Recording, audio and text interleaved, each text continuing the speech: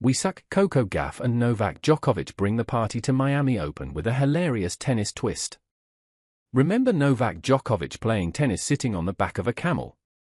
Just last month in Doha, the Serbian went head-to-head with Carlos Alcaraz in a hilarious desert showdown before the Qatar Open earlier this year.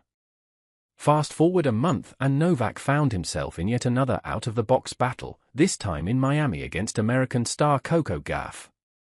The two megastars faced off in a game of pong. And while Coco walked away with the win, she didn't hold back on the verdict, as she admitted both of them were far from impressive. So, what really went down? Novak Djokovic and Coco Gauff haven't had the best start to their seasons, both struggling to secure a major title so far. For the ATP ace, it started strong at the AO, but a muscle tear meant he was forced to retire midway through his semi-final match against Carlos Alcaraz. And he struggled ever since. An early exit in Qatar to Matteo Berrettini and a shocking BNP Paribas Open first-round loss to lucky loser Botic van der Zandschulp have left him searching for form heading into Miami. Gauff's journey has been eerily similar to the Serb. After ending 2024 on a high, she kicked off the year with a dominant United Cup performance. But consistency has been elusive for Coco. The third seed fell in the AO quarterfinals to Paula Badosa and suffered surprising losses to Marta Kostyuk in Qatar and McCartney Kessler in Dubai thereafter. Even at Indian Wells, flashes of brilliance weren't enough, as she bowed out in the R16. However, before heading to Miami, Coco played a light-hearted, unconventional match against Djokovic, perhaps the perfect reset both of them needed before the tournament heated up. A while back, the official Instagram page of the Miami Open dropped a series of videos featuring the Serbian Novak Djokovic and Coco Gauff taking on the Giant Pong Challenge, a sight no tennis fan expected. The post read, "Something we never thought we'd see and take on the Giant Pong Challenge." The first clip showed Coco laying down the rules to the 24-time GS winner, Novak. "This is Giant Pong, and here's how it works. Behind the baseline, we each have 6 giant red party cups to aim for. First to clear all 6 wins. Any questions?" To which Novak, ever the competitor, responded, "No, I got it. Let's go." The challenge, however, was anything but easy on the center court. Novak jokingly pointed out his disadvantage. "By the way, you're using your racket, I am not. I have an excuse. Reading the wind, I think it'll be a success if we make one today." The wind quickly became the real opponent, frustrating Coco as she quipped while returning Novak's serve, "Can we do the moderate format, please?" Novak, ever the showman, moved the cups closer, saying, "Let's give ourselves a chance, okay," before the American hilariously admitted, "We suck." Despite the chaos, Coco ultimately clinched the win against the Serb, while Novak, borrowing Lorenzo Musetti's racket after forgetting his own, made a valiant comeback attempt.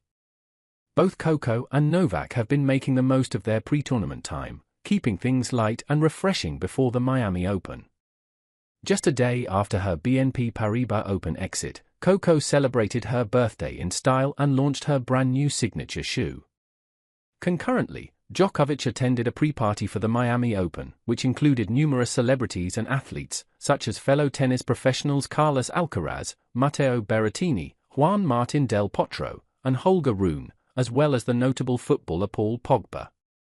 While the off-court fun set the tone, Novak Djokovic will play his first match at the Miami Open today, marking his return to the tournament after missing it since 2019.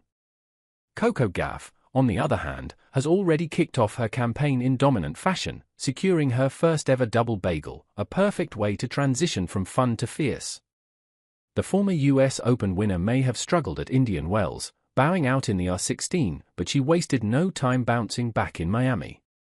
In a flawless R64 match against Sofia Kenin, the third seed put on a clinic, dropping just 18 points and storming into the third round without losing a single game 6-0, 6-0.